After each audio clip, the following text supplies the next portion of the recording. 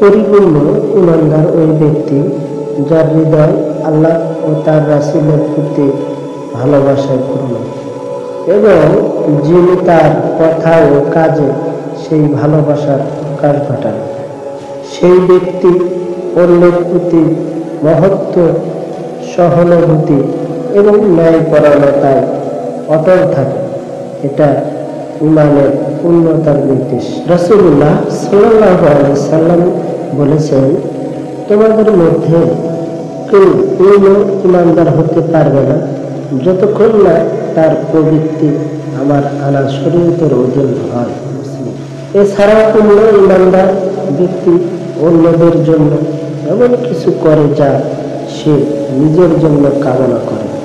যেমন হাদিসে এসে, তোমাদের মধ্যে কেউ মুমিন হতে পারবে না যতক্ষণ না সে তার ভাইদের জন্য সেই জিনিস পছন্দ করে যা সে নিজের জন্য পছন্দ করে। সহিহ বুখারী।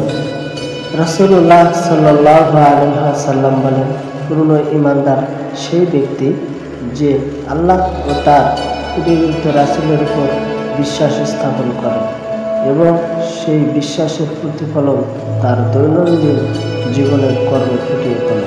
তার বিশ্বাস শুধু মুখের কথা নয়, বরং তা অন্তরের গভীরতা থেকে আসে এবং তার প্রতিটি কাজের মাধ্যমে তা প্রকাশ পায়।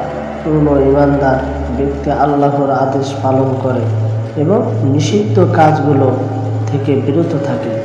সে সৎকর্ম করে, মানুষের প্রতি দয়া প্রদর্শন করে এবং ধৈর্যশীল থাকে। রাসূলুল্লাহ সাল্লাল্লাহু আলাইহি ওয়াসাল্লাম আরো বলেন, যে ব্যক্তি আল্লাহকে রব, ইসলামকে দ্বীন এবং মুহাম্মদ সাল্লাল্লাহু আলাইহি ওয়াসাল্লামকে রাসূল হিসেবে পেয়ে সন্তুষ্ট, সে ঈমানের স্বাদ পেয়েছে।